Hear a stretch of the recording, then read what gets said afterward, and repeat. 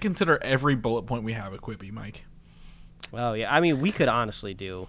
Yeah, we got how many Quibbies we got today? 1, 2, 3, 4, 5, 6, 7, 8, 9, 10, 11, 12. We got 12 Quibbies with mini sub Quibbies. Yeah, exactly. And that last Quibi is probably the biggest Quibi we have. It's not a bird, it's not a plane, it's Superhero Slate. It's a modern podcast where we talk about everything that's great, like movies, TV, superheroes. It's Superhero Slate.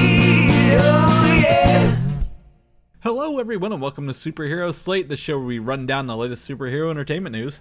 We love TV, movies, and superheroes, so let's talk it all out. My name is Chris Dillard. And my name is Mike Royer. And this week, we're asking ourselves, what if on Disney+. We did. I asked myself at least once. What if? Why if is what someone else told me this week, and I'm like, I get that reference. Moon Knight gets some suit leaks. We shall see. We got a couple of those. Avatar, The Last Airbender, mind you, I have to specify here because some people may be triggered, gets a live-action cast for the upcoming series, and more. Yeah, there is a vibe to the podcast today for me, Chris. I slept on a brand new bed last night. Yep. I felt emotionally and physically supported throughout the night, and it's larger. We've upgraded from a queen to a king, so now I feel like I'm sleeping on top of like a mesa out in the middle of Arizona. I got like so much room. It's great. I mean, again, you've actually made me. We've talked about mattresses off the air for quite a bit. You made me consider that because when we moved into our new house a couple of months ago, our bedroom is significantly larger, and I'm like, this bed feels really small in this space. You think we could like extend it one way or the other? And then you showed me a list of different beds, and what was it? Is it the Alaskan King? Which is Alaska King. If I had to just go on for a minute, totally unrelated to the podcast, I do not understand why the square mattress has not taken on, because everybody knows that mattresses like need to be rotated, right? And depending on what quality of mattress you have, you even have the possibility of flipping it to the other side. So if we just had the ability to rotate just like one quarter turn, around the clock, if you will, you've unlocked a whole nother direction on your mattress. And that's what the Alaska King is. It's like a whole square. 9 foot by 9 foot. Yeah, I think it takes the largest dimension of a king-size mattress and it just squares it out. And I'm just like, that's perfect. But I was like, once you go there, you're going more niche. So it's like harder to find frames and like headboards and like, stuff like that. So we just went with the normal not California, because that's longer. We want the width. We went with the normal king. I looked up the Alaskan King mattresses whenever we did this. So AlaskanKingBeds.com, crafted in North Carolina by hand, mind you, not Alaska. And their Luxe, the Grand Luxe is a $10,000 mattress. Ooh, I feel like that's what like Shaquille O'Neal. We always just thought like growing up watching his episode of Cribs, he was like getting special order mattresses. Yeah. Like no, he was shopping the higher upper end niche of mattresses that nobody knew about, which was the Alaska King. And it's hilarious that it's made in North Carolina. But I got to imagine when they're inventing it, they're like, okay, we got the normal king mattress, right? Okay, well, we wanted a little bit longer. What's long? The state of California, let's do that. And then somebody was like, no, I want to go even bigger. And then wonder if somebody suggested like the Texas King at some point in time, like, no, we got to go even bigger. And it's like, Alaska, the Alaska King. So I looked this up a little bit further. The one right underneath the Alaskan King is an Alberta King. So Canada tried to catch up, but they couldn't do it. Wyoming is an 84 by 84 square, which is actually, all these are bigger than the regular King. It's 28 inches longer than yours. I mean, could you imagine the space? Like, you could fit a whole family on one of these mattresses. Rather than you weren't expecting this today on the podcast, were you, people? You're about to get learnt on mattresses. Yeah. I would highly suggest, if you sleep with any other person besides yourself in a mattress, to upgrade to a king. It's worth it. We were in a queen for such a long time, which felt palatial after going from like a full-size bed in college. I mean, my room that I shared an apartment with like 3 other people, so it was 4 bedrooms crammed into this one tiny apartment. Like my bedroom was like microscopic, and somehow like a full-size mattress fit in there with like a sliver along the wall for like a desk and the rest of my stuff. And so when we upgraded to a queen, I was like, oh man, I'm living high on the hog, and now I feel like a fool. It's funny because I slept on a futon mattress for most of my college career because of that same reason. Like, oh, it's a bed when I want it to be, but I can just sleep on it, anytime. But like that's the other thing with mattresses. You never go downwards, right? Like you rarely go down in size. Yeah, you can't go back. And if I had to be an old man shooting a flare into the sky, as usual. The older you get, the more important and difficult sleep becomes. So if you have the opportunity to improve just your nightly routine in any given way, I would recommend it because I'm feeling good. I'm feeling good for this podcast. Yeah. I'm ready to go. Not a lot of aches and pains today, so that's good. Great. Well, I mean, I'm kind of on the other side. We've been experiencing a heat wave all week long. Enough like. I don't normally get migraines very often, but like it was like the heat and pressure, the humidity was so much. I got one the other day. I went to bed at like 7:30, and I'm like, I never do this. Like I got 11 hours of sleep. It was wild. But I took one of my quarterly trips to Jungle Gyms, and I share with Mike some of the goodies because Mike lives vicariously through me on these trips. It sounds like because you're like, I've never been there, but I love it. I'm like, it's fantastic. So I'll be posting some of that stuff on the Superhero Snack channel this week as we kind of work my way through some of that. Yeah, our neglected other social media outlet, Superhero Snack, which ended up being called that because it was just the handle that was available, and it was the most obvious one. I don't know why I didn't think of it the first go-around. So if you want to follow Superhero Snack on Instagram, and I think we also have a TikTok and a Twitter, there's like nothing there. But if you occasionally want to see like a picture of like a snack food like every other century, you can go check that out. I'm gonna go as Mike said, whole hog on this thing with some of the stuff I got because I have been served these liquid death ads for months, if not years, and I'm like, what the hell is liquid death? Apparently it's just canned water. I realize this, and I'm like, why is Joe Manganiello trying to sell me this liquid death water with this crazy face on his ass? I didn't know that was Joe Manganiello's company. I don't know if it's his company, but he's in every ad I'm on. So maybe he's like attached to it in some way. Liquid death is really cool though because it is just water, but there is a total difference when you're drinking something out of a can. The palate receives it a little differently. Yes. But also I think the big selling point, which doesn't really come across on the can because the can just looks like, it would be served at a biker bar. It looks like beer.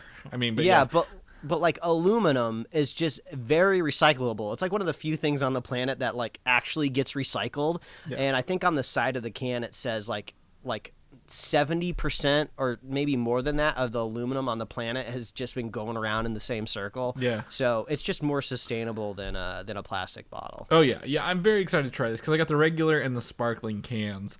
I've just been seeing these ads for so long. I'm like, the hell with it. I'm gonna pick me up some of this, and then of course the usual flavored chips from England and Japan and stuff like that. So very excited to get that. And then also that trip got me the last piece I needed to kind of finish my one of my multiple arcade builds around the house.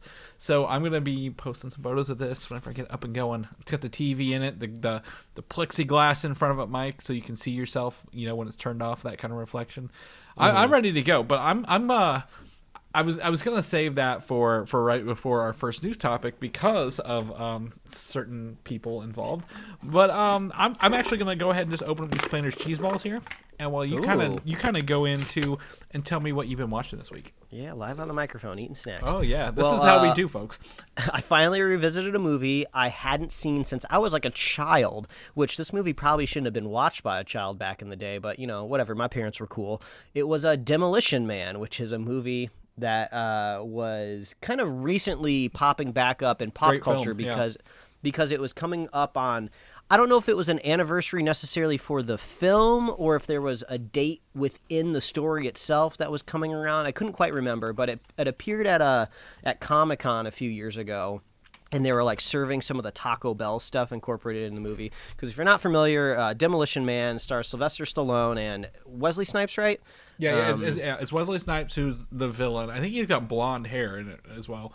Yeah, I think his name's Simon in the movie because Sylvester Stallone or one of them says a cheesy line about like, "Oh, Simon didn't say" or something like that. But it's just about these two rivals that were like fighting each other on the battlefields of like apocalyptic LA when it was like, I guess this was just a idea of what if like these riots just continued because that was a really popular news story back in the day, and they just get frozen in time and then they get woken up when the whole like Southern California region is like this kind of peaceful angelic park basically. Well, there's two things that always make me think of this. Austin Powers essentially took the cryo freeze thing. Like the whole premise of Austin Powers freezing himself and unthawing out when his nemesis returns is taken from this movie.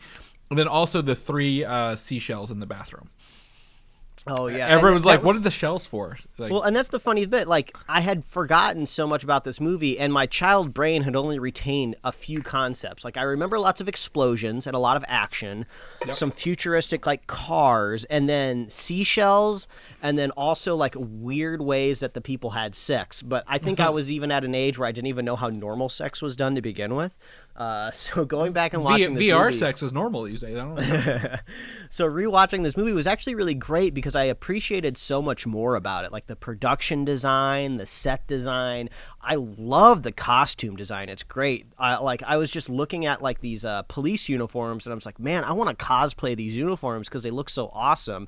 Like they're wearing like these almost like mid-drift jackets. They kind of got these they got kind of the soldier type of calf poof. I don't even know what to call it. Like the little poofy pant part comes out, and they have like these like stun batons, and like I love the vibe of future tech from like the late 80s and late and early 90s, because when people think of like future tech, I think sometimes they think of like, oh, those old black and white educational films from like the 50s where they like look forward and, oh, what is the future going to be like?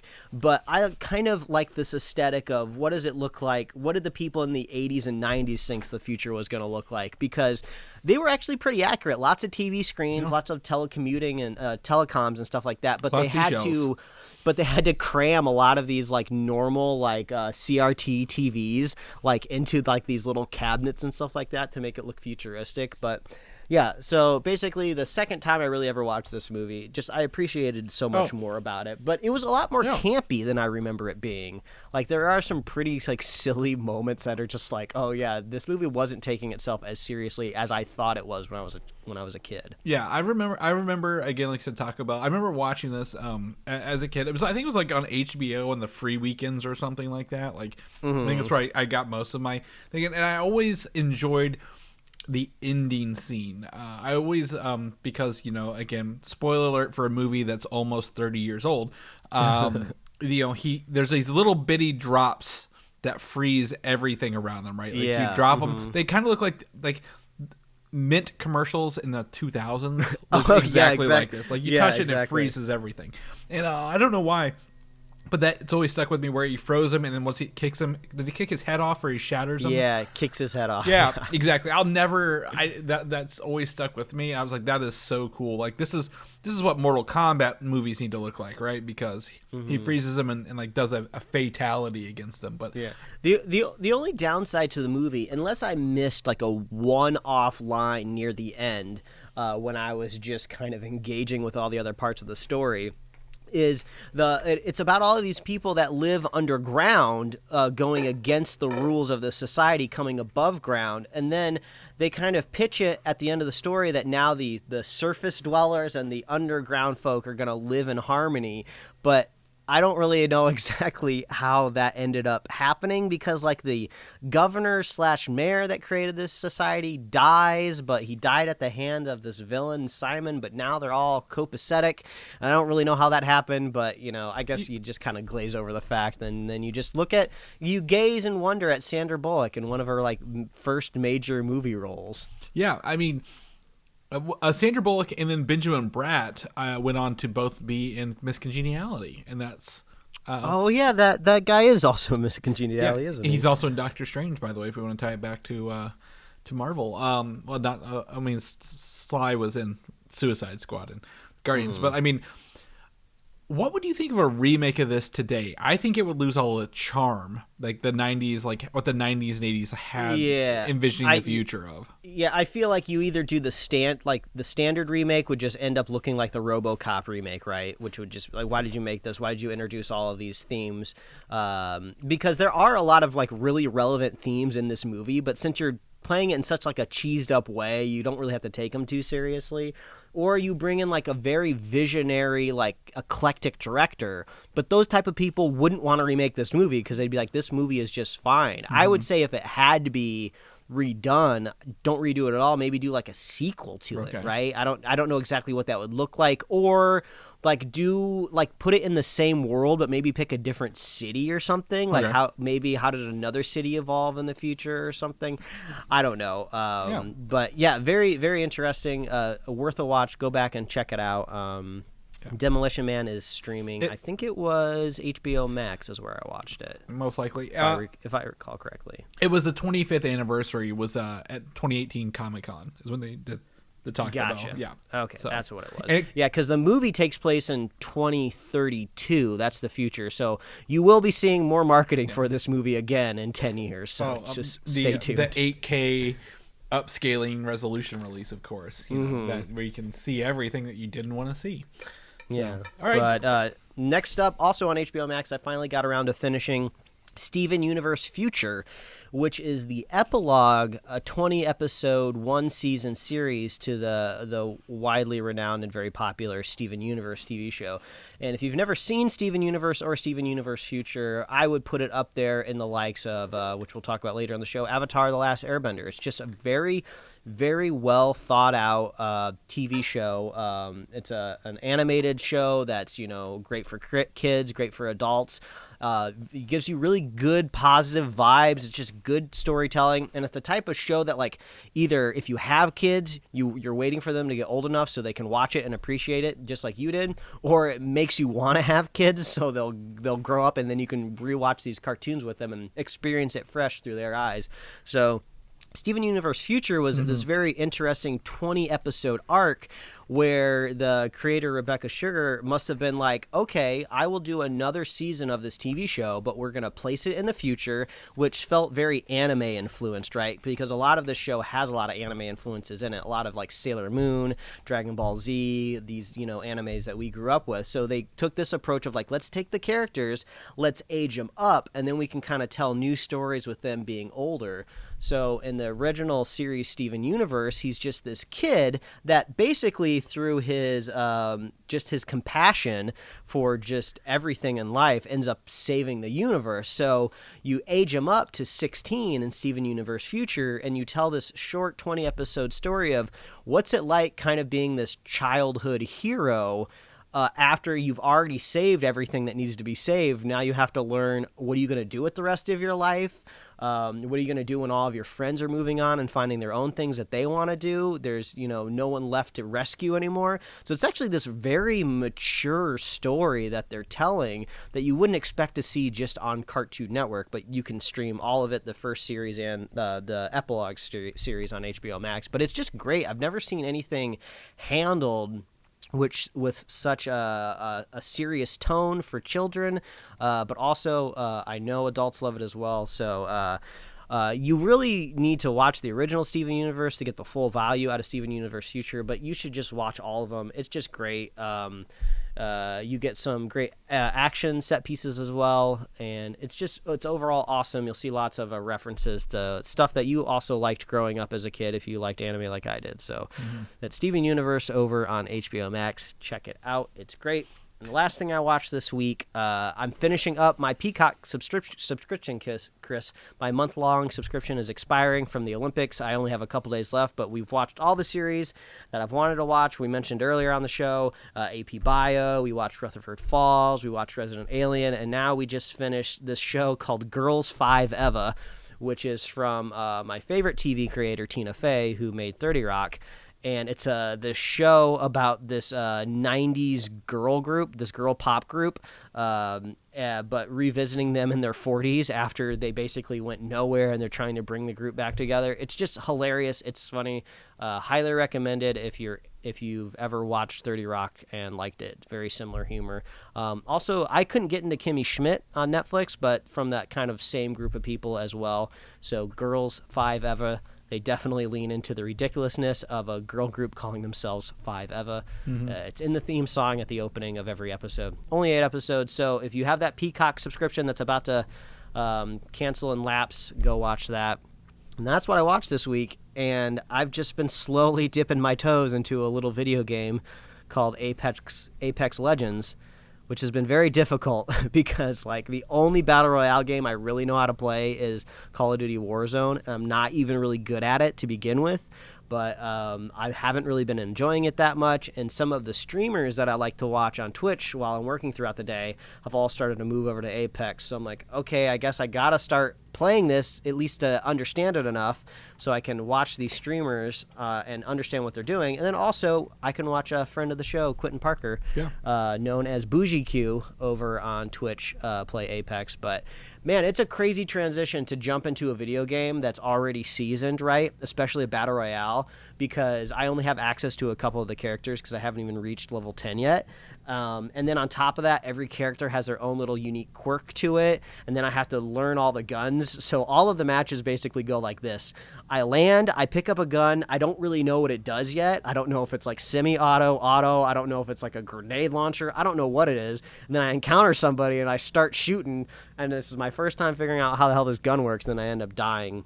Luckily, there's like a firing range in the game, but like that means I still have to retain the information, right? Because there's so many guns. Because unlike Call of Duty, where like you can also pick up guns, there's also a loadout where you can get like the normal guns you like to play with. I don't believe that there's necessarily a loadout in this game unless I haven't figured it out yet. I don't as think far so. As I know, from what I've played, I don't remember that being one. Yeah, as far as I know, you just drop and you start collecting guns, and you can collect attachments along the way, and you kind of search and look for the stuff that you like to play with, but I don't know what anything is, so I don't know what I like to play with. But it's been interesting. There's a lot more verticality in this game, where Call of Duty Warzone is much more realistic and like flat landscapes, where the highest you really ever get is like maybe the second floor of a building, and then there might be like a radio tower somewhere that you take like a zip line up to, and that's about it. So yeah, I'm digging the verticality, a much more playful area, but I'm still dog crap at the game. But this is just biding time, because I think a lot of people are going to be switching over to what is it, Battlefield 2042? Yeah, when it comes out here in a little bit. So we'll see how far I get into Apex before that game comes out. But that's what I've been doing this week, Chris, while you've been shopping at Jungle Gyms and getting delicious treats and canned aluminum water. I know, canned aluminum. I just finished off this whole jar of cheese balls too while we were sitting here. I feel pretty proud of that, because I also got the white cheddar ones. Have you had the white cheddar ones? I'm gonna try those later, but I need a little salty snack before we jumped into this. It's been one of those days. First and foremost, let's jump into the news. Suicide Squad. We talked about this last week. It's only been out for a little over a week, right? Some behind-the-scenes photos have shown with James Gunn that Team 2 was originally supposed to possibly be led by Deathstroke. And as Mike told me, he's like, what's a death? Is that Deathstroke? Is it what was the other names like we talked about? Well, there's Deadshot, so many Bloodsport. There's so many like interchangeable like this type of character in the DC universe. Yeah, there's Bloodsport, Sportsmaster, Deadshot, what was the one we got in the movie? Bloodsport. What? Yeah, that's right. So it's just there's so many interchangeable, just kind of like armored buff dudes, right? Yeah. And they all just shoot things, right? They don't really have any powers. So this background meeting with James Gunn looks like he's talking to a bunch of people. They got a bunch of concept art. So I mean, even Starro's here, right? Even like the finale, Team 1, Team 2 from the intro of this movie. Deathstroke, who's known for essentially being the bad guy for most of Arrow, right? And also played briefly by Joe Manganiello on was it Batman v Superman, I believe, or Justice League? Justice League was supposed to possibly be the leader of this team and not have a Bloodsport. Now the question is, would it be Joe's version of this character? Would they just bring him into this, and did he say no? Or did DC say no? Where was Snyder saying we don't want to confuse people with Zack Snyder's stuff and yours, and didn't put him in here? I don't know, because the rest of the team's there, right? We see King Shark, Polka Dot Man, Ratcatcher 2, Peacemaker, and then the leader is just kind of swapped out. And I think that kind of goes to show, literally, they could have put anyone in leading this team. Nothing against Idris Elba, great actor, but like the main person just needed to be able to shoot guns. It looked like, right? Like, yeah, it makes you wonder if at any point in time anyone's broached this question to James Gunn, because he, like I said before, he's always out there answering Q&As on Instagram. So I wonder if he'll ever take on this topic. But yeah, it does make you wonder, is this like a studio thing? Is this a James Gunn thing? Maybe it's a Joe thing. Maybe there are scheduling conflicts, which is hard to believe that, you wouldn't move other stuff around to be in a big superhero movie, especially when he's been campaigning to actually be this character for at least more than like a credit scene, right? Yeah. But it does make you wonder if the movie would be drastically different if it was Joe Manganiello kind of leading that group, right? Because I'm trying to think. Idris Elba's character, he played a little bit more of like a straight man, right? He never really broke too much. He just kind of stood there and took like the jokes and nonsense. There is I feel like there's a little bit of a goofy side to Joe Manganiello, but I guess he could tone it down. So yeah, it could work, but yeah, it does kind of seem like maybe a studio person came in. But also at the same time, it's just like, you got James Gunn to make you a movie. Are you really telling him what he can and can't do? Yeah. So yeah, I would like an answer at some point in time, but I'm not necessarily mad. Right. The other thing that I'd heard was that literally they wanted to bring Deadshot, Will Smith, back, and literally the whole point of the character Bloodsport could be what Deadshot was in the first one, right? He has a daughter. Amanda Waller says, if you want to see your family again, you can be in my Suicide Squad, and literally that's the whole point of it, right? Like, and I was like, that does feel very, very similar. Like they're very much like very close to being the same kind of thing.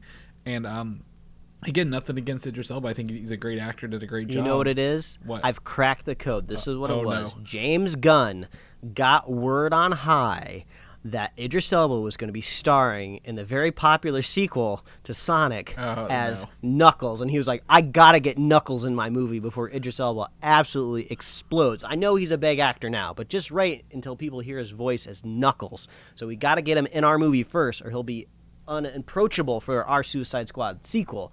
So they just got Knuckles before he blew up, and I'm sure that's what it was. I don't think that's what it was at all, but thank you. I appreciate it. I had to scroll through our show notes to see if we had that Knuckles news in here at all. I didn't put it in here. I got it in there for us, folks. Oh, thank you. I really appreciate that. I was afraid we weren't going to have time for it, but you got us. No, I mean, I think, the more I think about it, the less memorable Suicide Squad kind of is for me. Like, trying to think back on it, I'm like, did I enjoy it or did I not enjoy it, kind of thing. So yeah, I don't know. Well, it could also be hinting that Deathstroke might be popping up in something else, right? Like, oh, we think your Suicide Squad movie is going to be really good. Look, we've read the script. It's great. We've seen the dailies. Things are going really well. You're probably going to get a sequel. I guess they wouldn't see dailies in this situation. But we've seen the costume try-ons, right? You're probably going to get a sequel. Listen, Joe Manganiello, he's going to be tied up maybe in the Flash movie. He's going to be Flash-pointed into something else. He's going to be busy doing other stuff, so you're going to have to replace him anyway. So maybe... and Will Smith isn't calling us back, or I don't know what he's doing. So right, exactly. Idris Elba's ready. We hear he's hot right now. He's going to be Knuckles. So maybe that's how it went. And I think again, I think he does a great job. I don't think it's anything against the actors. It feels. I mean, I wish they would have made it, like, in hindsight, like, oh, this character's way more unique and can be more than just someone with guns.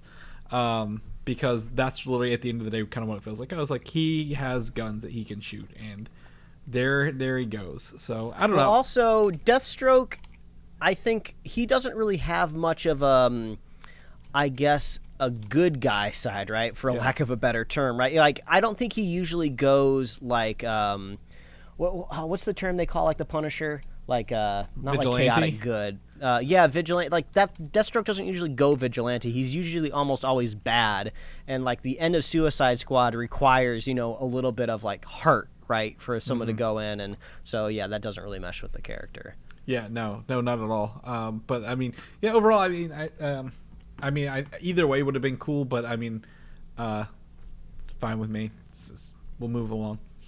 Speaking of Warner Brothers, they have made a new deal with AMC Theaters, one of the biggest theater companies out there, still struggling, but they are moving to 45-day exclusive theatrical windows for 2022. This essentially puts a nail in the coffin for the HBO Max day and date streams for the rest of this year. Like, once they're done with this year, it's over. They're going to 45-day windows, which seems to be the norm, right? Like, Disney's on 45-day windows. Yeah. I think Universal's on a 45-day window. We now no longer have to wait 90 days to watch it outside of it, which is great for everybody. The 45-day window is actually very interesting because I saw a spreadsheet a few weeks ago that showed the revenue that big box office movies have brought in the last couple years, like week by week. And by the time that they got to the 45-day window, they have pretty much made, I think it was 96% of all of their box office revenue has been made by the time that they hit 45 days. And by the time they get to 45 days, you're just getting little bits, right? So it makes sense for them to be like, okay, the theater revenue stream is basically gone. The movie theaters aren't going to be too mad, if we end up putting this someplace else. We're giving them other movies that they can play, right? Yeah. So the 45-day window makes sense. It's not like anybody's toes are getting snipped or anything like that. Yeah, and I'm pretty sure the numbers all made sense, right? Like, they were like, look, 45 days after this, people are pirating the movies, or whatever. So let's just go ahead and meet in the middle, shorten this window up by half. Everybody kind of wins. So that's cool that they've gone out and done this with Warner Brothers. Again, I've really enjoyed the HBO Max day and dates so far. I know Dune is coming out, and people like, you should watch it in theaters. I'm like, yeah, I want to, but I don't know if I will for that. So yeah, well, I'm kind of curious what happens after the 45 days, right? Because there's no concrete strategy exactly what happens after 45 days. They can do anything they want with it. Their traditional method would be the first you get the digital pay release, like you can pay $20 and you can own this digitally, and then it was like the physical release, and then it would land on like a premium streaming service, right? And then it would kind of like go to like maybe like a secondary streaming service after that. But it seems like the strategy is changing a little bit. If they keep up with what we've been seeing during the pandemic, after the 45 days, it goes to its proper kind of parent streamer, right? If it's a Disney movie after 45 days, it lands on Disney Plus. Right. If it's like a Warner movie, it lands on HBO, and then Paramount, whatever movie owns it, right? But like, what happens if it's like a Sony movie, right? It's not going to land on like Crackle after 45 days. I wonder if it just goes Netflix. On like kind of like the. Isn't they make a deal with Netflix? Yeah, I guess it would. I guess it would technically go to Netflix because they made that big. Sony. Because Sony made that big deal with Netflix a couple months ago. So, like you said, like they are picking their sides whenever it launches. It seems like the decision being made here is we technically can make money off of like physical sales of the product, right? We could make a little bit of money off of selling it straight up digitally if maybe somebody doesn't subscribe to all these streaming services. But it seems like it's very, very important to these companies. As soon as it can go to our streaming service, we got to put it there because that's how we get subscribers, which is going to be more important than somebody buying like a Blu-ray or something. Yeah. So, I'll be curious to see if that window even exists anymore, right? Or if it's going to be like day and date of like, okay, once this is streaming on HBO Max, you can walk into a Best Buy and you could technically buy it there if you want. Mm-hmm. I don't know. It just depends on what the priority is. Well, I'm very curious what the 46th day looks like for brand new movies. And I really am hesitant to say physical is day 46 right now. Again, supply chain issues, right? Like I now work in a retail space. Like they can't ship the containers they ship stuff over within fast enough or back, which is really crazy. So I don't even know if they made physical, it would make it on day 46, right? Like next year, within the next year. So I mean, maybe they realize that their consumer base for the physical items aren't the people that like want to watch it as soon as possible. Like what their interest is they want just a nice product that comes in a nice box with like thought out special features. Give me the steelbook, bro. Yeah, and they're willing to wait longer for it because, like, they're already going to watch it like a million other times. And what's cool is they've started adding in those special features on the streaming services now, right? Like the what we literally just talked about, Suicide Squad was a stream from the actual HBO Max stuff. You can watch that, and Disney's kind of been adding that kind of stuff in Disney Plus. So, yeah, I agree. I think they may just like, hey, we just want to get revenue off of it quickly. I don't know if it'll go to like, again, will it go to HBO Max on day 46? You're right. I do want to know, and I think probably start of Q4, October, we'll hear what that game plan is, because maybe I mean, Batman's what the biggest movie for next year that I know of right now of Warner Brothers. Would you say that's their biggest one, you think? Yeah, I feel like that's got to be pretty big for 2022, right? Batman movie is always big. I mean, 45 days for me is the perfect window for movies that I don't particularly care about, but may like to see. Yeah. Like Free Guy. Right. Even though it's starring like Ryan Reynolds, got Taika Waititi in it, like it's just not something that I need to see the weekend that it comes out. So in 45 days, is that movie going to land on Hulu or is it going to land on Disney Plus? Either way, I'm subscribed to both. So in like 6 weeks, I'll be down to watch it, right? So I don't know if they're adhering to that 45-day window for that movie, but also like the same for like a Fast and the Furious movie or something like that. So yeah, that 6-week window is like the perfect amount of time for my brain to forget about it, but then to remember that it exists and then want to watch it. So yeah, exactly. And that's the thing. And speaking of Free Guy, had it been a normal year, I would have loved to go watch Free Guy in theater just to see that with an audience kind of thing. But I believe, actually, now that you mentioned that Free Guy does have the 45-day window, but I think it will go to paid first, which is interesting. So we'll keep an eye on that too. But yeah, next year HBO looks a little different on the releases. In unsurprising news, due to the increase of cases of the COVID-19 virus going around, Venom: Let There Be Carnage has been pushed back into October. The big news around this was, before it was announced, is it will it go to October? Will it go to 2022? I think it could still get pushed back, right? Like, I don't think this is the final date until the 15th rolls around. Yeah, I mean, I don't know if Morbius is like required viewing or if you need to see Venom before Morbius, but that's not coming out until next year, so it could be delayed more. Morbius was originally scheduled first, and then it was pushed back, so I don't think they're adjacent viewing. Yeah, I mean, this just makes me think about how naive we were earlier in the summer, right? Vaccine was out, cases were going down, we were considering seeing Black Widow in theaters, and then we thought like this second half of the year it was just going to be open season, we'd be seeing those big box office numbers again, and then it's just like, no, we still are not even sure about October yet because this Delta variant is kicking ass, not in a good way. Yeah. So yeah, here we are. Just, I mean, this is the month it belongs in, though, right? It originally came out at the beginning of October in 2018. Yeah. So I guess at least they know it fits well in October. Not really a spooky movie, but I kind of, if you had to pick a superhero movie with adjacent Halloween vibes, this could be the month. But who knows if even trick or treating is going to happen this year? Yeah. Pick a costume that has a built-in mask, and then you don't have to worry about your kids getting sick. Any Sub-Zero or Scorpion costumes going to be huge this year, I bet. Oh yeah, that's great. Or throwback to Bane. Yeah, that could work. Send in your ideas for Halloween costumes. Your favorite mask ones. Yeah, I think Sony is playing things very, very close to their chest. How many times has James Bond been delayed now? There's No Time to Die has plenty of time to die, and I will say this every time until it's out in theaters. But Venom, again, it was in October. I could see them being like, we're going to push it back to 2022 and rearrange everything yet again.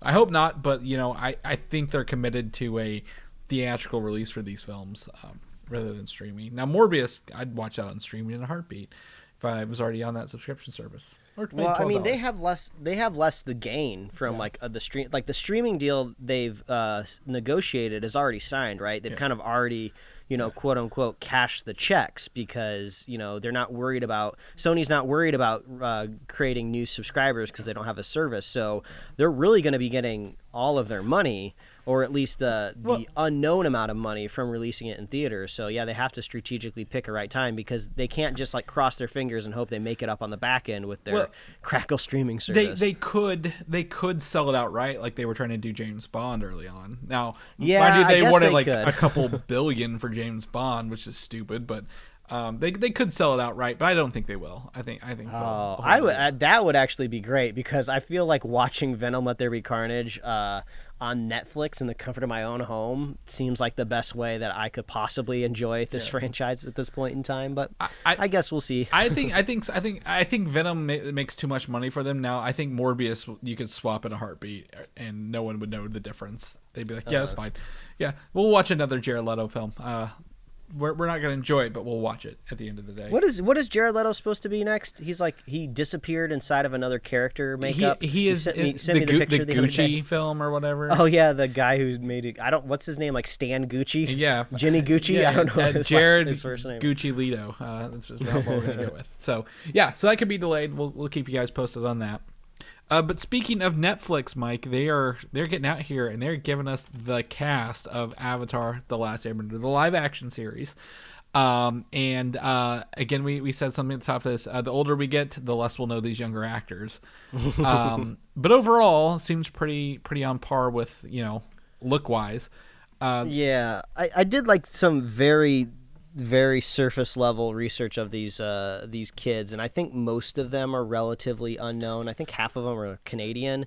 I think the girl cast as Katara may have been in something else, but I wasn't familiar with it. So Dallas Liu, the guy who's playing Zuko, he is in upcoming. He's in Shang-Chi upcoming, and he was in there's another big film. I didn't write it down, but he's the only one I've seen that's been in stuff I've heard of. So I think we'll see more of him. But yeah, I think they seem to fit the character archetypes. I mean, the Dallas kid definitely kind of looks like a Zuko. Yeah. Like I don't want to say he straight up looks evil because he's a human being, and I don't want to look at somebody's face, but he just looks like it, right? Yeah. Well, he reminds me as like the younger version of the Shang Tsung guy in the original Mortal Kombat movie.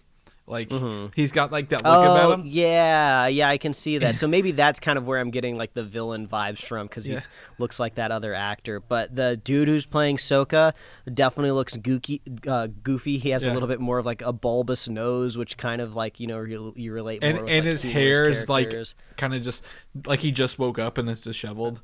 So they definitely cast young with Aang, which makes sense because his character is young. He's not. He's like what? He's 10? Very optimistic.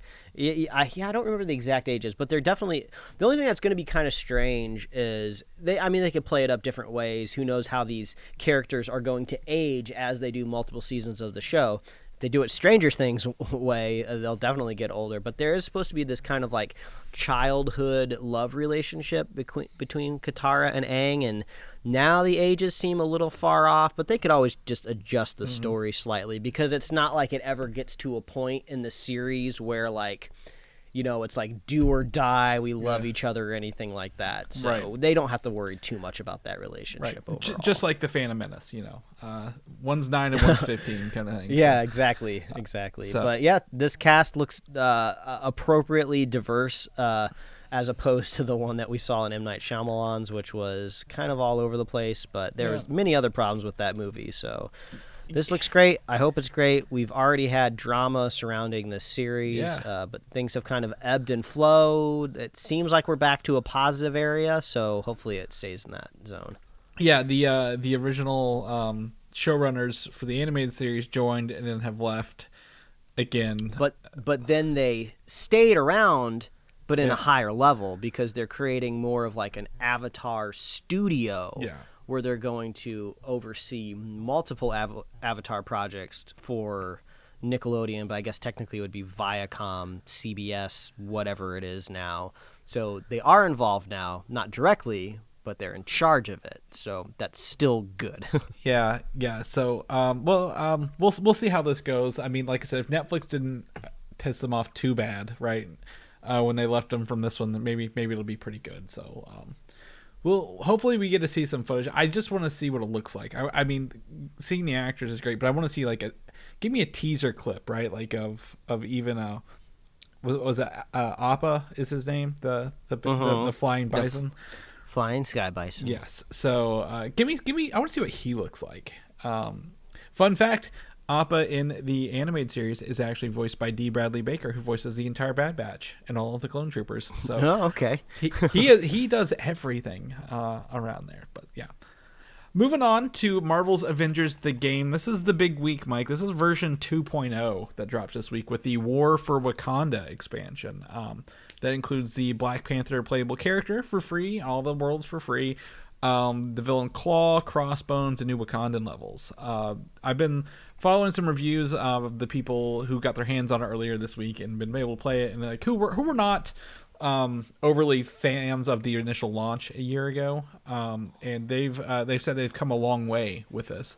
It includes a new redesigned UI, so you don't have to like tab through everything to figure out where you're at. It's like one page for like all your gear and like to customize your character and view everything really quickly, which looks nice.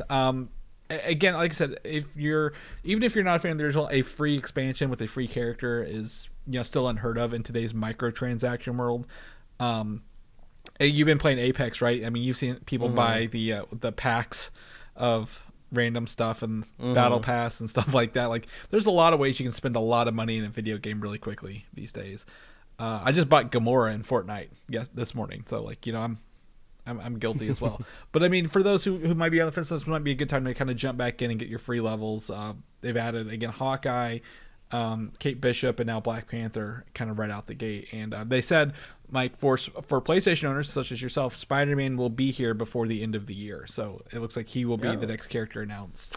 Right after we'll this. see. We'll see how this goes. So clear some space on your hard drive if you. I enjoyed I actually was playing a little bit of this today because I have 2x experience going on. Now you can place any multiples of any character, right? Like, remember how you couldn't do that when in the game launched? You could you had one Iron Man or one Captain America. Well, now they let you play as many as you want. So literally, when Black Panther comes out, and you want to play with other people, matchmaking. You could all literally be Black Panther and not have to worry about I want to play I have to play Iron Man because somebody else wants to be Black Panther and level him up, kind of thing. So that's been really cool. Do you think this might give you a chance to download it this week, reinstall it? Maybe, possibly. Hard drive space on a game console is precious these days. Like you can't. You got to really what they talk about resource management type video games or ideas like this is literally hard drives on video games right now. So we'll take a look at that. Did you ever get around to you watched Cruella, didn't you? Yeah, we gave that a watch. Okay, that's what I thought. Emma Stone has struck a deal with Disney Plus to return for a sequel, for a Cruella sequel. Yeah, I'm guessing that this will be a lucrative deal because I remember when the Scarlett Johansson Black Widow drama was going on just a few weeks ago, there was a headline that was Emma Stone was considering her options because she went through a similar scenario with her movie. So it makes me think that when she went back to the table to negotiate, her agents and lawyers were just like, hey, we're going to want more money this time, more than we would have normally gotten for a sequel because she feels like she's still missing a little bit. Mm-hmm. And this was probably Disney's opportunity to maybe avoid some more bad press. So when did Cruella, I always thought it was streaming on Disney Plus. I don't remember a theatrical release announced for this. That's what I'm trying to figure out in my head. Yeah, I don't know. I guess I haven't really kept up, with any of the live action Disney stuff, really. But this was one of the few ones that we watched. It was fine. It was entertaining. It is a weird line to walk of how do you evolve a character into somebody that's desperate enough to kill puppies. I guess that's going to happen in the sequel, right? How long could they possibly drag out this evolution? But it was charming. The world was interesting. I'll probably watch the sequel. Not something I thought I would say at the beginning of the year, I wasn't expecting a sequel to it to begin with. So, weird news. You think they'll go back and keep revisiting the moment her mother was killed by dogs? Oh my God, it's just so silly. It is very silly. It's very silly. And Emma Stone, again, great actress. I'm just trying to figure out when this movie was announced for streaming, and that's blowing my mind, kind of thing. I'm like, I always thought it was Disney Plus. Am I? Theatrically released December 23rd, 2020, but it was delayed. And then, I guess March 2021. 3rd of 2020. So 2 months beforehand, I guess. Huh. Well, that's a surprise. That's how much we know about Cruella, Mike. That's how little we followed that. But there's another one. So that just makes me think if she's striking a deal for a sequel, maybe she's not as upset as Scarlett Johansson because, she views life in her franchise where Scarlett Johansson is like, not coming back as Black Widow, right? So she wants to make sure she gets everything she deserves on her film. I've not heard a lot out of that lawsuit lately. Have you heard anything in the trade? No, it's like we said before. It's all going to happen, behind closed doors with undisclosed amounts and, undisclosed locations. Yes, exactly. All of those above that you said. I was very excited this week when they announced Disney Plus Day, Mike. This is remember the conference last year where they announced all the new stuff coming to Disney? Yeah. It was like on that. Yeah, I just looked it up because I wanted to make sure I remembered when it was because it was an amazing day, Chris. I was in front of that TV all day. They released so much news. I was like jumping up and down. It was nuts. It was December 10th. Okay. It seems close but further away every day. Yeah, exactly. And they announced so much stuff and so many things. And I remember it was like 4 hours of stuff, right? Like it was forever. I was able to drive to Taco Bell, watch it on my phone, like my wife had it playing on the phone through the radio, and then drove back and it was still going, kind of deal. So they've announced this will be November 12th of 2021, which is the second anniversary of Disney Plus launching. It's a Friday, and I expect tons of reveals and announcements for 2022, Mike. Like new Marvel shows, new Star Wars shows, new other Disney shows out of this. Oh, yeah. So when are we supposed to get Hawkeye again? The 24th. The day after. It's right around Thanksgiving. So yeah. I would imagine if we don't have a trailer for Hawkeye yet, we'll definitely be getting one there. I think they've been filming stuff for Ms. Marvel, so I'm sure we'll see that. I wouldn't be surprised if maybe we have some official artwork or maybe at least a quick shot of She-Hulk, what that's going to look like. I say She-Hulk's filming. I think She-Hulk's almost done. Ms. Marvel is done. Moon Knight has been filming. We'll talk about that later as well. Maybe I think this would be a good time to. I think was it Secret Invasion will be filming by then as well. Oh yeah, maybe Armor Wars. Yeah. We haven't heard anything from Armor Wars, and Don Cheadle has a lot of like weird heat around him right now. Not in a bad way, right? Yeah. He has that weird Emmy nomination. He was in Space Jam, which is the weird part. He went viral this weekend because he was on like an interview show with like Kevin Hart, and Kevin Hart was like surprised that Don Cheadle was like 55 because he didn't look 55. Yeah. So Don Cheadle's got some momentum behind him, so I wouldn't be surprised if some Armor War stuff maybe could be announced. Yeah, they could probably show some concept art. Ironheart as well in that same regard. For that. Yeah, there's a lot. I mean, this is also right after, like a week after Eternals, but a month before Spider-Man. So I mean, we could think of all the movie stuff we could be getting as well, like announced. I mean, not just Disney Plus, but they could be doing a lot. This is also, I think, less than a month after Fandom, which is in October of this year. So no Comic-Con, but by gosh, they're gonna give us these days to celebrate all this nerdy stuff. So this might be also a little bit more enjoyable because, as far as I can tell, this doesn't sound like an Investor Day, and it doesn't line up with Investor Day last year. So this actually might be a legit thing for actual consumers to consume, right? Yeah. Because I think Investor Day last year, even though it blew up and it was really big and you could live stream it, it would be kind of weird for somebody that was watching it that didn't really know what was going on, right? Like if your friend sent you the link or something, like, wait, why can't I see some of this stuff? Why is it blocked out? Why did they cut away when he just said we were going to talk about Loki or something like that? This is the stuff like I want to watch, right? Yeah. Because it was an Investor Day and there was like people that had specific keys that they could get on the call and watch this stuff. So it sounds like we're not going to have anything blocked out. Do you think this time around they'll make it like a separate channel or like a live stream on the Disney Plus app as well? Like, I mean, that would be great, and I've yet to see a live stream functioning on Disney Plus, so I don't know if they can get that working. Yeah, but I don't know how live this will way, be, but yeah, like I could still see like how Apple's been doing their events, kind of thing. Oh yeah, it'll be pre-recorded for sure because it'll just have so much media to go through, and no one's going to be in a crowded auditorium by November, sadly. But yeah, looking forward to the big reveals. I think also we're due a lot of Star Wars news. Yes. I think that's what we're most due out of everything is live action Star Wars news. Exactly. Who knows if the Book of Boba Fett will be airing by then.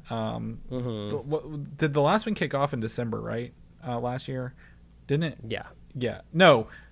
Maybe. Oh, I thought you were talking about Investor Day. No, Investor Day. I'm trying to think of when The Mandalorian was going on. Like, I think it was in the middle of it because they announced the Book of Boba Fett. I think it's November. I think it was November. I think that's because it usually kind of wraps up just for the holidays. Yeah, because I mean, if it technically launched with Disney Plus, so yes, it would have been November 12th of 2 years ago. So, 100%. So yeah, hopefully we get something by then. I'm kind of excited to see. I want to be surprised, and we'll speculate more as we get closer. But I think it's a great day, so put that on your books. Do you think we're going to get a Shang-Chi delay? I mean, I know you don't watch a lot of the newer stuff, and I don't watch it either, but I see TV spots and small trailers and posters coming up every day. If they delay it, we are like the 11th hour, right? This is like 2 weeks, 3 weeks away. I don't think they'll delay it, but I mean, I think the box office numbers are going to be very disappointing. But yeah, it does make you wonder now if Disney is slightly more hesitant of using their option of bringing it straight to Disney Plus, right? Or like maybe now they have like the forethought of like going to these people and saying, hey, we don't want a whole debacle that we had with Scarlett Johansson. It wasn't good for our image. Let's settle these numbers now. But also, it's a relatively early franchise movie.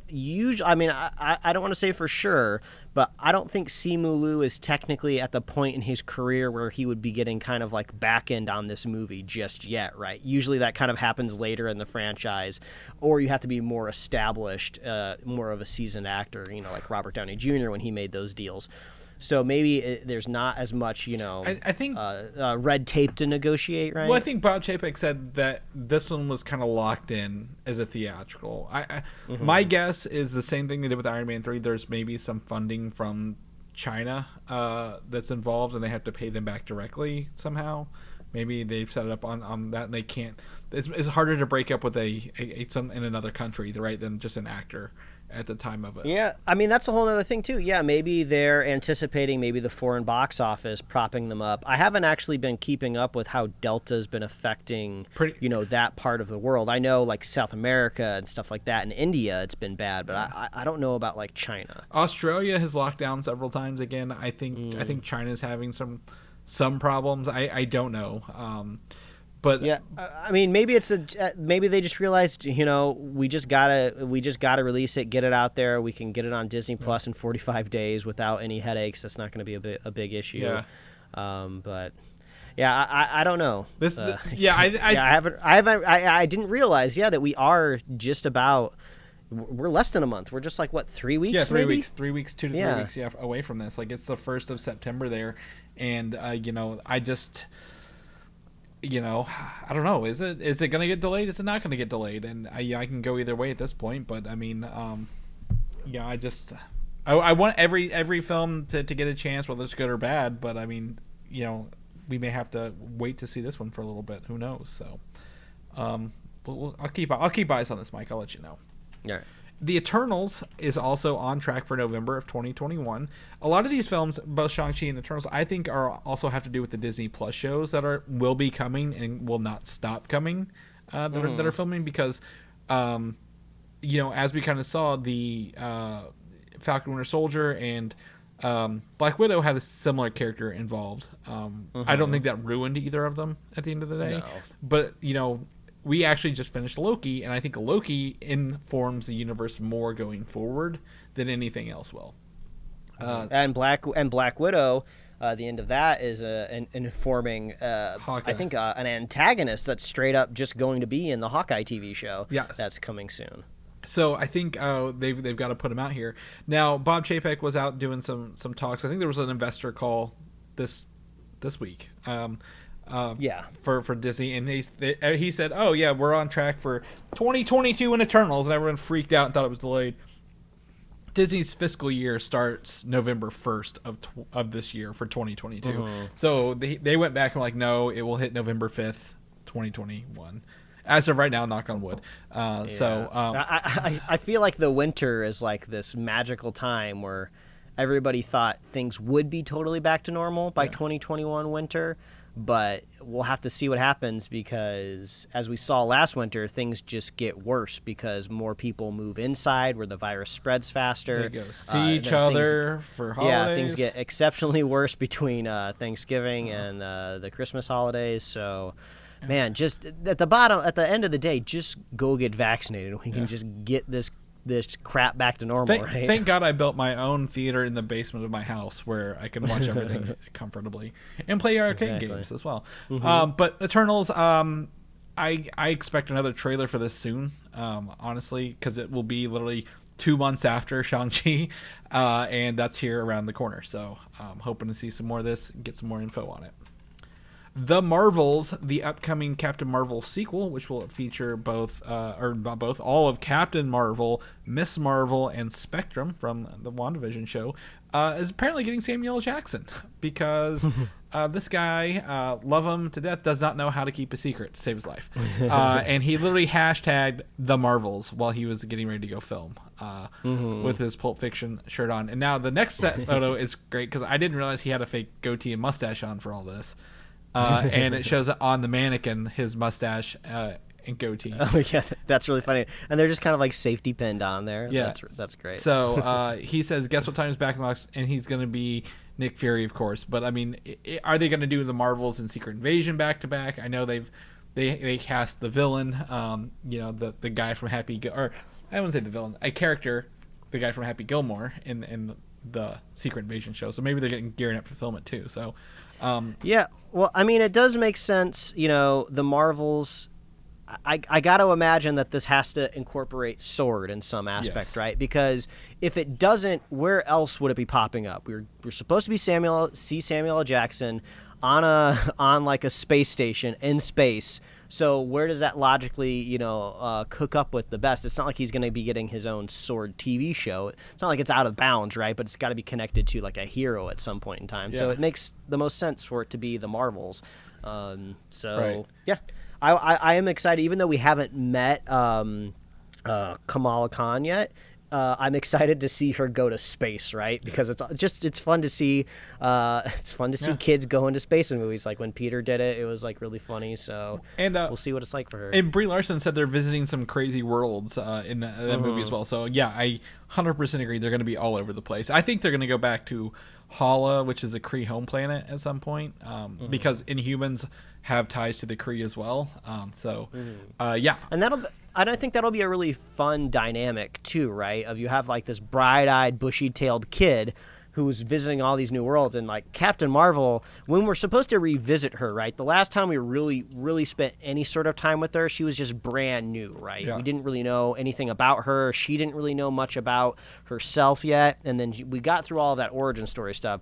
But then the last time we saw her after that, she's got like a mohawk. She's like destroying like spaceships by flying through them. Yeah. She's been around all these other worlds because Thanos just didn't get rid of half the people on Earth. He did it everywhere. Stuff's going nuts. So she's like the seasoned probably grizzled war vet now, so it'd be funny to see like a kid tag along with her. Exactly, yeah. And I think her I'd say she's up there one of the most powerful characters in the MCU based on Did you see the Twitter meme going around this week? It was like it was one of those grids that's like, oh, you have $15 to spend to build your Avengers team. I've seen these go around before, right? Yeah. And then they, the higher they are up on the chain, the more they cost. And Captain Marvel was she was $5, but then weirdly Wanda was only $2 and Star-Lord was $4. So this is totally one of those situations where somebody's making one of these grids just to drive people crazy, so they share it and argue about it because there's no way in hell Wanda would be only $2. And then Doctor Strange was listed at $3. Oh, yeah. And it's just what is going on here? Doctor Strange would be top tier for sure. This is probably an Infinity War image, and they just shared it again. They were like, this is where we think everyone is right now. Yeah. I would think maybe you could argue Wanda at a 4. Yeah. Right?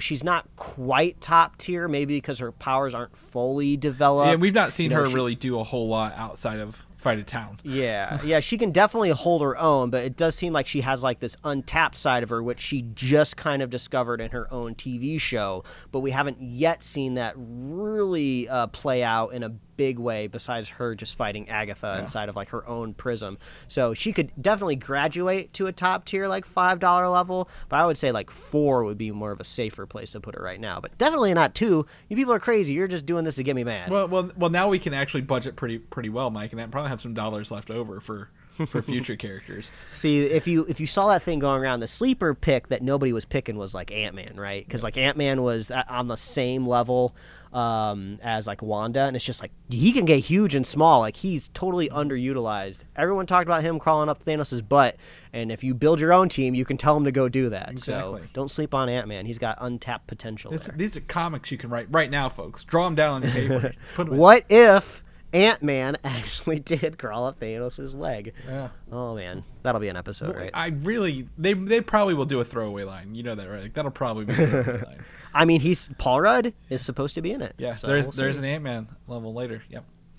All right. So speaking of things that controversial right now on the internet, there are some leaks of Moon Knight outfits. I sent you some. I gotta come back and link them in here. But I did see afterwards this concept art. I'm just gonna go into our text messages because it's gonna be a little faster.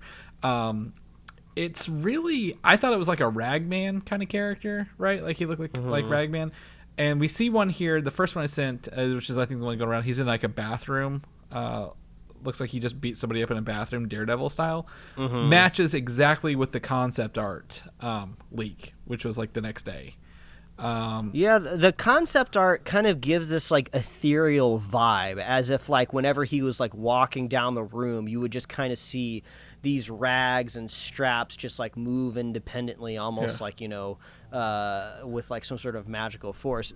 The only thing, like, I'm reserving my full judgment from this like leaked set photo right now, because it is a set photo. It looks like somebody took a picture of maybe like a monitor off to the side. He's so kind of like green screened. It looks like behind him a little bit. Yeah, and he's like looking straight at the camera, so it's not really a dynamic pose. We don't really have it in context, so I'm reserving. And also, I always think back to the very first time we saw the Black Panther suit in Civil War. He's attached to wires. He's coming down the side of the building. He just looks like he's in a bag. Yeah. He looks like he's in like a trash bag, right?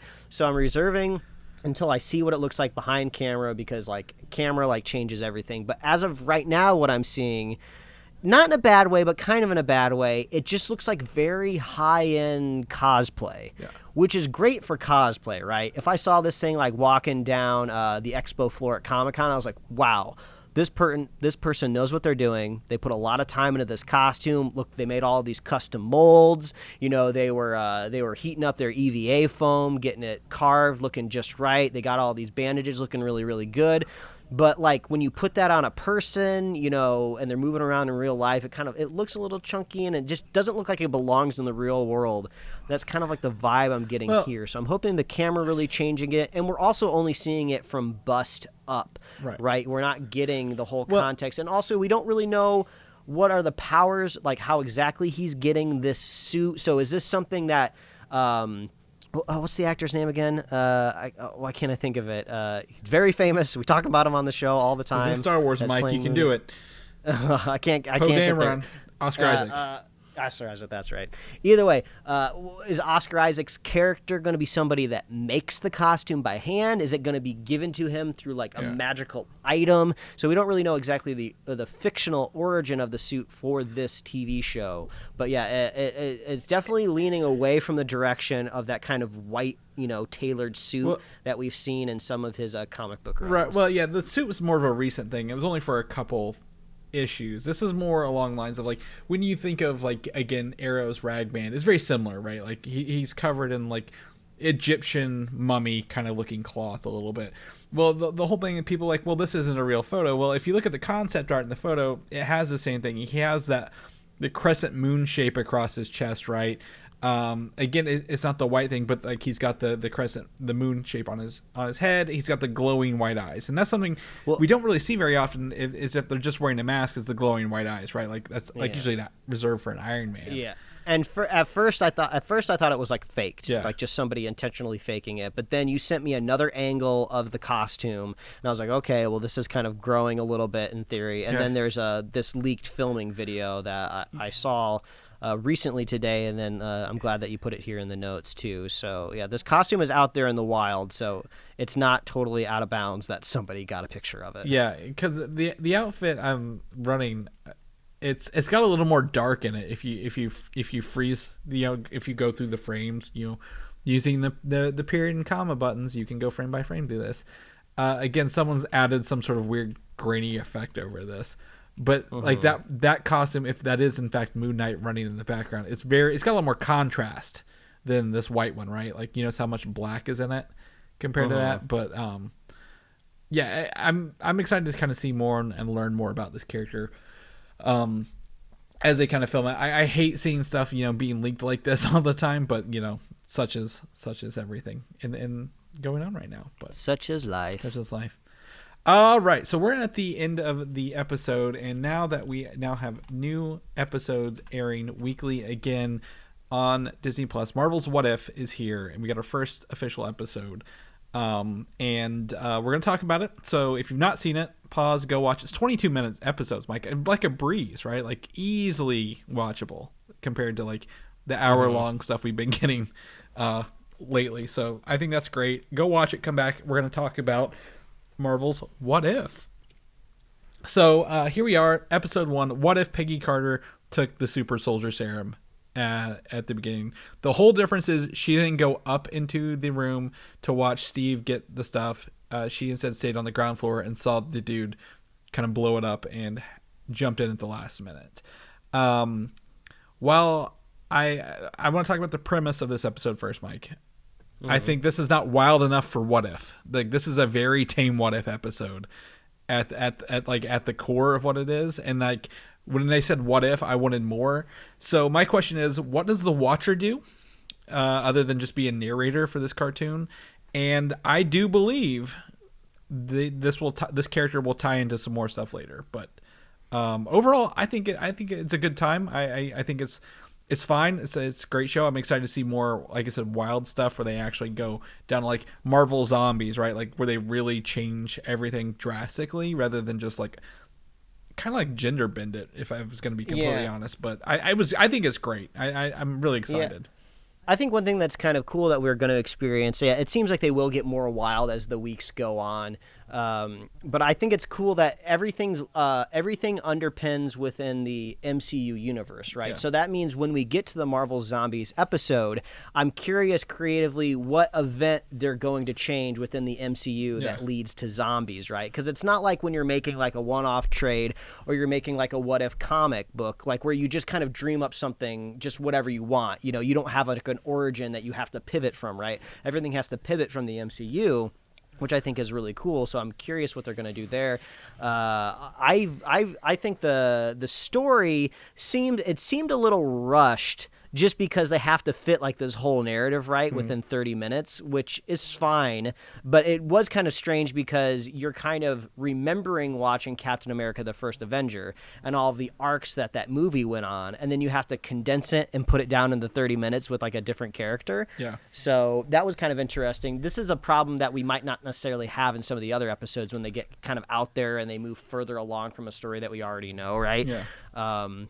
So we do get to see a brand new character in this at the end that's kind of brand new. There's lots of tentacles involved, and I guess that's where things really start to get wild and change because we do follow very similar beats that we do in the normal Captain America movie. There's liberating different towns. Yeah. We do get the addition of Steve Rogers tagging along inside of an Iron Man suit. Yeah, that was a big change, Yeah, but we do just kind of have similar type of action set pieces where you're fighting soldiers, you're fighting tanks and stuff like that. And it does look really, really cool. I have to say, seeing Peggy Carter, jump around on top of the... What name did they give the tank? The Hydra Stomper. Those are really cool when she's like just dropping down from the air. She grabs onto the suit, leaping off on other planes. She's using that shield as like like she's taken down airplanes with just a shield. It's fantastic to watch her do it. Yeah, it's just really great. So they really have a lot of talented people involved on the production side of things because it feels very cinematic, right? And I think that's always a worry that I think executives and high-ups have when they come to animated projects. I think they're worried about them not being taken seriously or adults just shrugging them off because they're animated. So it should not be a worry in anybody's head that if something's animated, they shouldn't watch it. If you're hearing good things about it, go watch it. But you really have nothing to be concerned about when it comes to this because things seem to be treated very cinematic and very serious. Well, to that point, like even our second bullet point here, that's so cinematic. They brought back the actual actors to voice most of the characters, other than Chris Evans. Didn't come back. The guy that got to replace him was pretty good. I'll give you that. Oh, yeah. And they also have the advantage of him being scrawny Chris Evans, so, you could kind of detach a little bit from the character. Yeah, exactly. So, Haley Atwell as Captain Carter, Dominic Cooper as Howard Stark, Neil McDonough as Dum Dum Dugan. Even for, they have, 3 lines, but he was still there. Like, they brought him back enough for 3 lines. Like, they could have easily, thrown that to, an intern down the hallway. Like, hey, come here, read these lines real fast. Sebastian Stan again as Bucky Barnes, Toby Jones, Arnim Zola. The Colonel Flynn was really interesting because he's not a big actor, Bradley Whitford, but they still brought him back. Stanley Tucci's Dr. Erskine. The biggest question I have is who are they gonna get to voice the Red Skull? Right, they're not bringing back. I was like, I could look this up, but I'm gonna wait until Sunday when Chris tells me. Ross Marquand returns as the Red Skull. He did the Avengers Endgame Red Skull. Yeah, that's what I was curious. Was it that guy from The Walking Dead that's good at voices? Did he come back? Yep. And then Samuel L. Jackson and Jeremy Renner as Nick Fury and Hawkeye. So I think adding to that cinematic, not just are the visuals awesome. I did have a little bit the mouth movements looked a little weird to me. I think that's my only hiccup right now, but I can probably get over it later.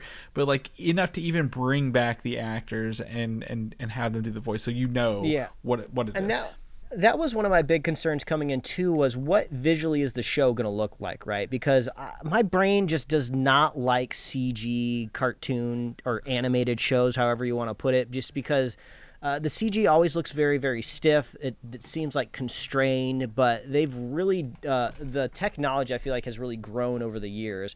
They've done a really, really good job adding a lot of awesome textures. The animations on the characters do not feel stiff at all. They actually incorporate a lot of 2D elements as well. I was doing some frame by framing after I watched the show. A lot of the explosions are hand-drawn 2D elements. Depending on how far back the camera is, some of the background elements are totally hand-drawn. So they're doing this awesome hybrid, and this is probably the best CG show that I've seen that is embracing the look of CG. I mentioned before, past couple weeks on the show, where there are some animated stuff out there that are using CG 3D pipelines, but they really want it to look like 2D at the end of the day.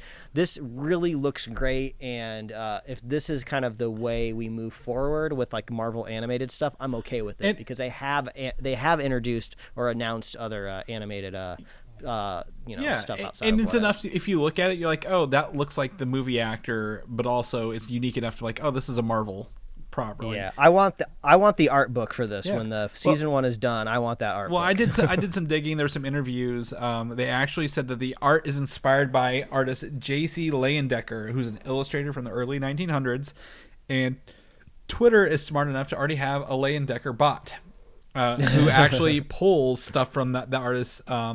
J.C. Leyendecker, and the people who work on it are the light on how he painted his stuff is paintings is kind of in a very the light spreads in a very unique way across this stuff, and this is kind of how they drew up their animation style was based on Leyendecker. Yeah. So when you see just everything going into the show, you do start to realize, oh, maybe this is why they couldn't get all the episodes done on time, right? Maybe this is why they have to put something over in season 2, because these are highly polished. Yeah, very, very good. Again, there's a season 2 is confirmed. I don't.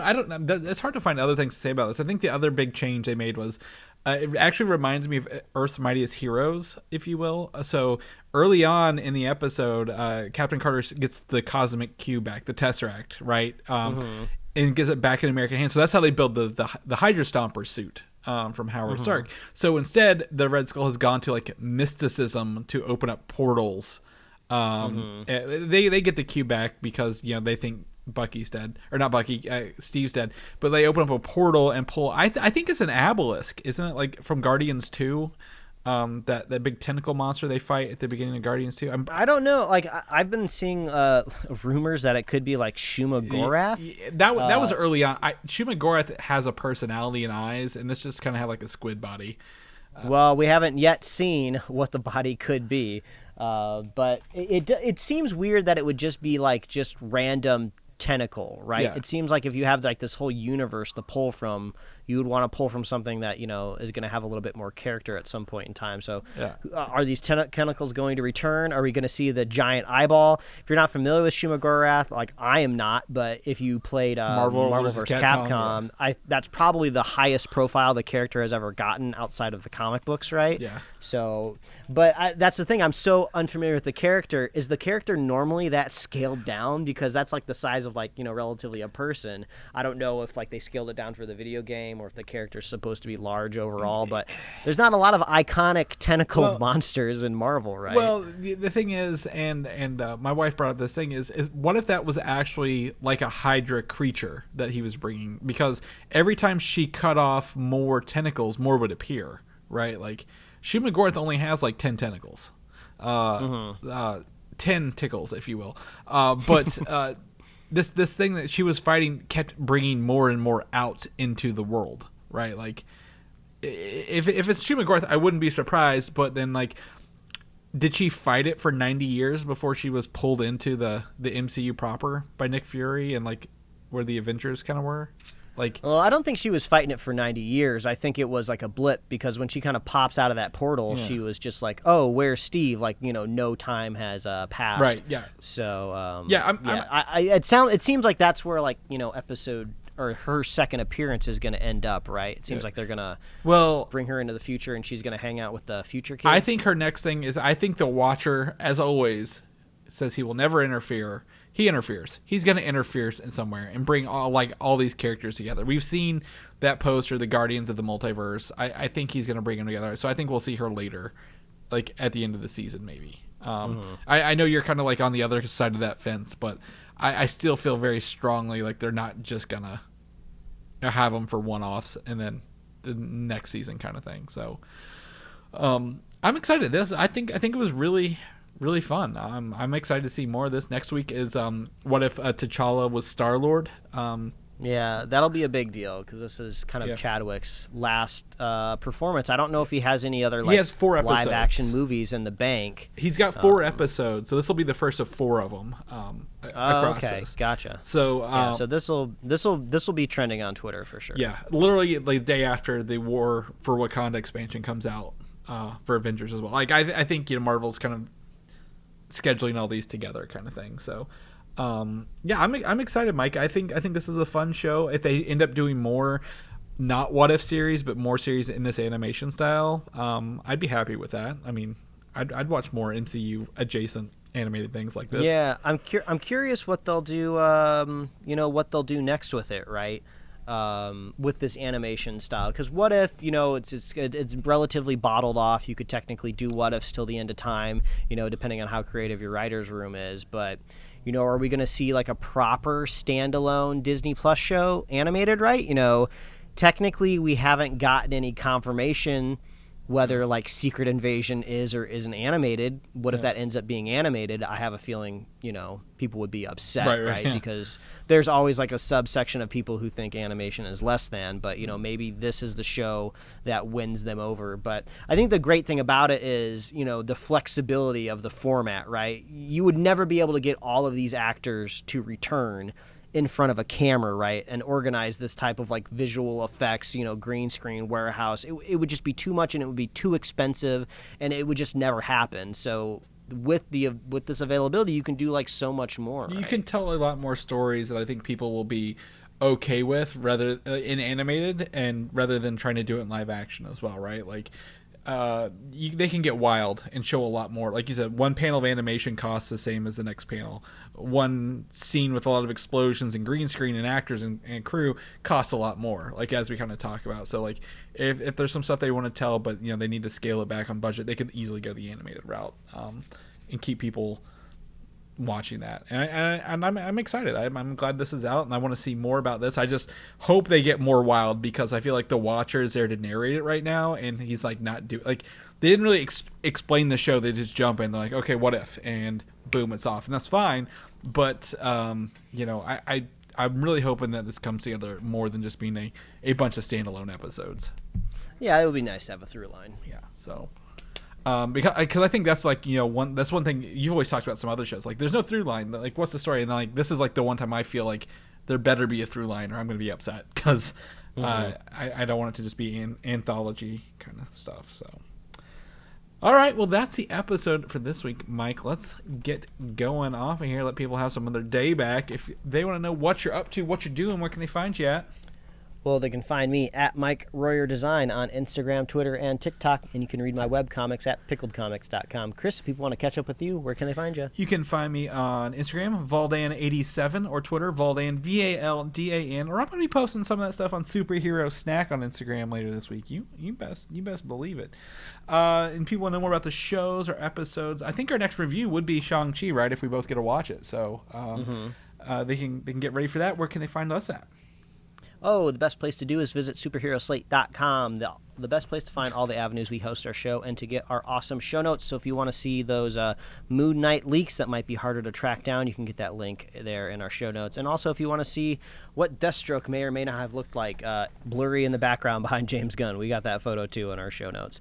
So head on over to Superhero Slate, where you can find us on Apple Podcasts, YouTube, Spotify, wherever else you love to listen to fine podcasts. You can like us on Facebook, follow us on Twitter and Instagram, and you can get merch at superheroslate.com/store. We love hearing from you. Please reach out. Are you planning on seeing Shang-Chi in theaters? Do you wish it would come to streaming so you don't have to risk going out with a bunch of people? Or maybe it's not even a risk. Maybe you've started to enjoy watching movies from the comfort of your own home, and you don't have to worry about buying overpriced concessions anymore. I'd also be curious to hear about that too. Like Chris said, he's building out his own movie theater in his basement. All he has to do is get the popcorn situation figured out. Oh, we got a popcorn maker. And a fountain drink machine. Yeah, that's and it. Chris, you'll just never have to leave your home. That's true. So, yeah, what's your movie theater preference moving forward, even after the pandemic's over? We'd love to know. But we love our super fans of the show. And if you want to be a super fan of Superhero Slate, it's very easy to do. All you have to do is share the show with a friend, share the show with a buddy, make sure you're vaccinated, and we will be here every week, folks. That's right. We'll see you next week. Bye. Thanks for listening, and don't forget to subscribe. Yeah, every once in a while, like, somebody at the office will, like, broach the idea of, like, should we be on Twitch? And then our social media person is just like, it's not a bad idea, but you're going to have to, like, literally hire somebody to do that. Like, it can't, like, it's like a platform that, like, constantly has to be, like, nourished.